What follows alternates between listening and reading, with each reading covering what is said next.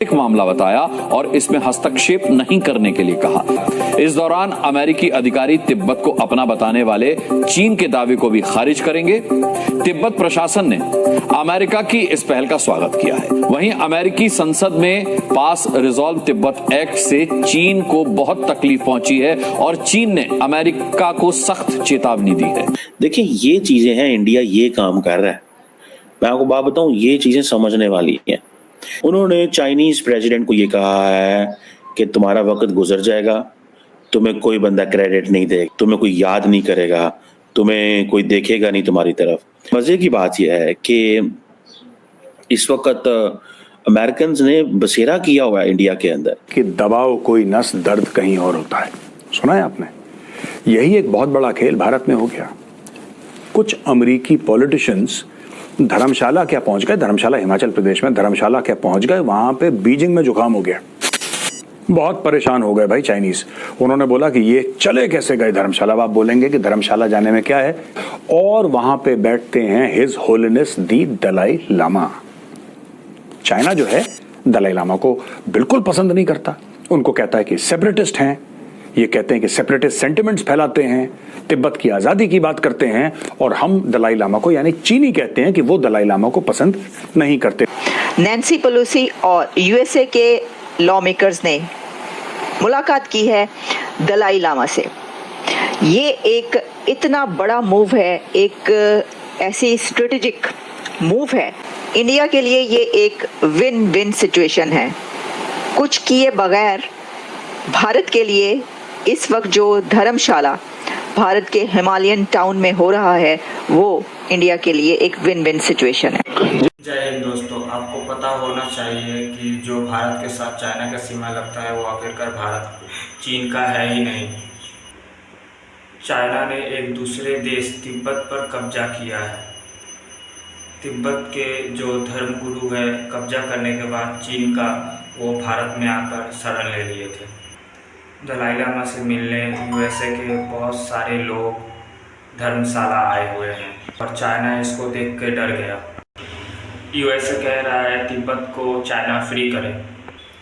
भारत भी यही कहता है, पर भारत धीमी आवाज़, दबी आवाज़ में कहता है। भारत कहता है पहले चाइना अक्साई चीन को छोड़े, उसके बाद हम तिब्बत के बारे में सोचेंगे।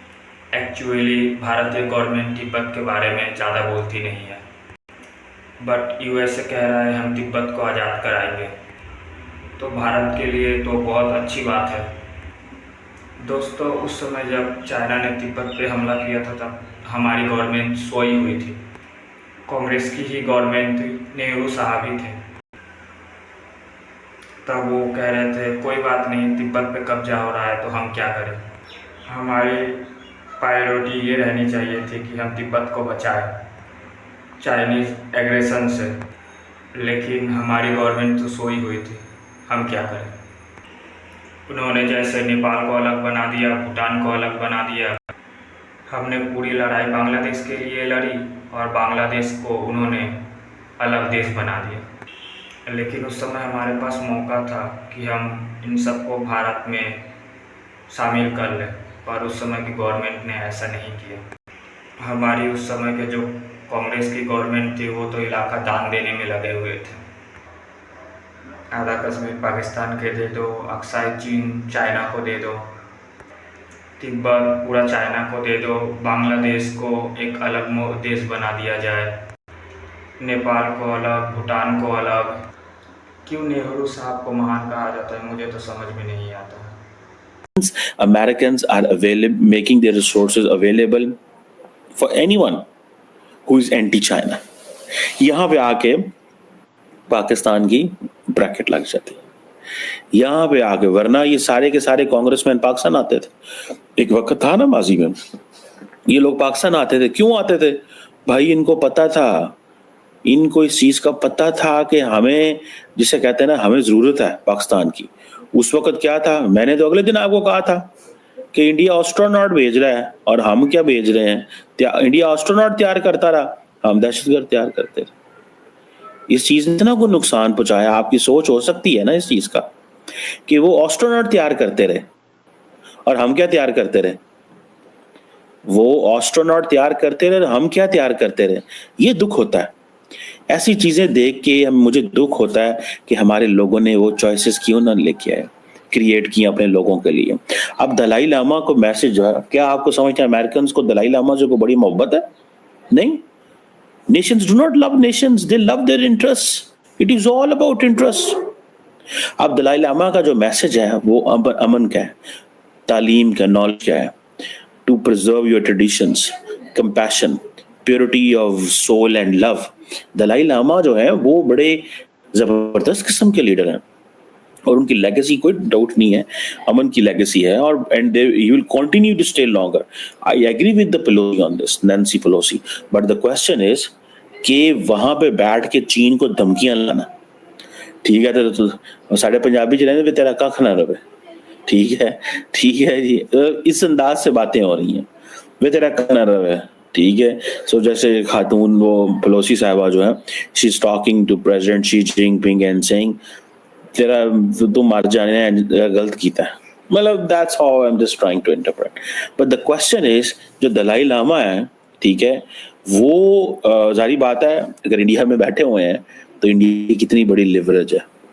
So India has took this strategic decisions on one hand. इसीलिए तो जो चाइनीज थे वो बड़े स्मार्ट हैं, वो समझते हैं कि नरेंद्र मोदी हमारे साथ गेम कर रहा था। गेम क्या कर रहा था?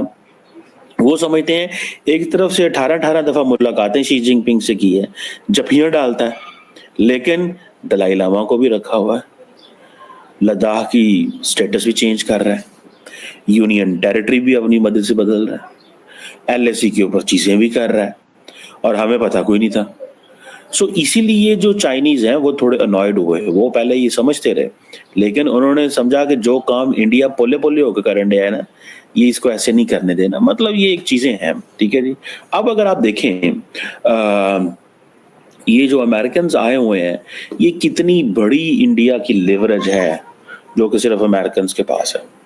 अब जब धर्मशाला पहुंचे हैं, ठीक है जी, तो धर्मशाला पहुंचते ही क्या चीज डिस्कस हुई है? India, Modi, India is a friend, India is a fellow democracy, we have long relationship, many decades to come। इस तरह के मोटे मोटे अब लफ्ज वो जिसे हम कीवर्ड्स नहीं बोलते, कीवर्ड्स एक रिलेशनशिप में, ठीक है, वो सारे के सारे आप सुनेंगे।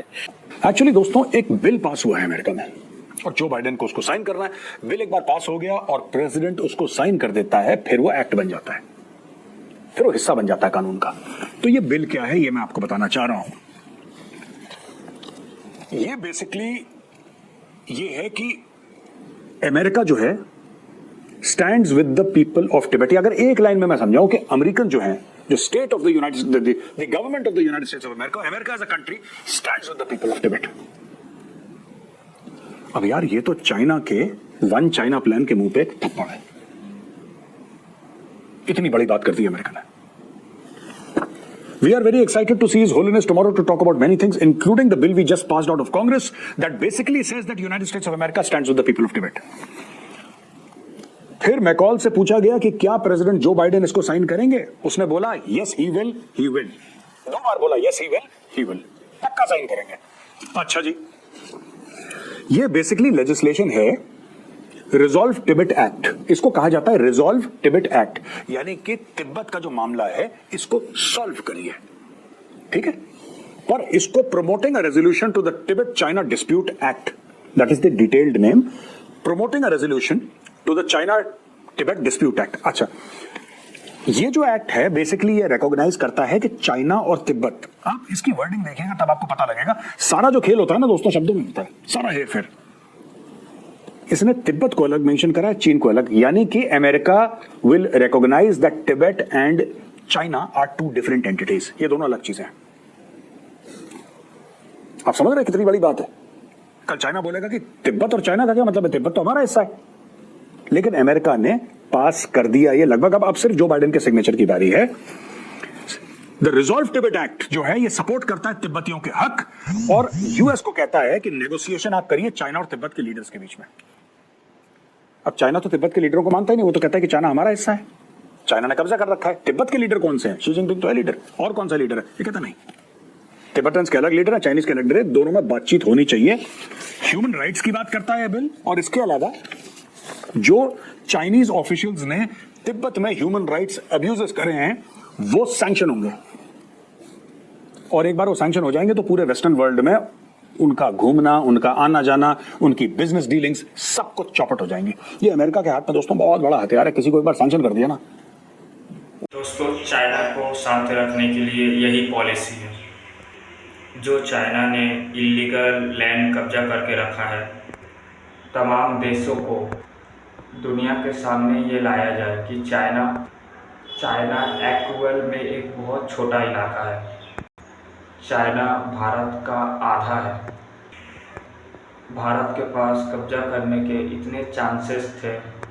उस समय हमारी गवर्नमेंट कितनी ये थी हमें तो पता नहीं। 140 करोड़ देशवासियों को आज रहने की जगह नहीं है। एक समय में नेपाल भारत का ही हिस्सा था, वो भारत में ही आना चाहता था, पर नेहरू साहब ने मना कर दिया। आप हिस्ट्री देखना नेपाल की। भूटान एक ऐसा देश था जिसमें एक समय में भारत का पूरा इन्फ्लुएंस था, लेकिन अब भूटान अब एक अलग देश है। उस समय नेहरू साहब ने मना कर दिया। उसके बाद बांग्लादेश को हमने खुद आज़ाद किया, उसको भी उस समय की सरकार कांग्रेस की अलग देश की मान्यता दे दी। ये क्या सीन है मुझे तो समझ में नहीं था। बांग्लादेश के लिए हमने अपने सैनिक गंवाए, हमने आज़ाद कराया और बांग्लादेश को एक अलग देश घोषित कर दिया। उस समय की सरकार ने हमको एक अलग मान्यता दे दी।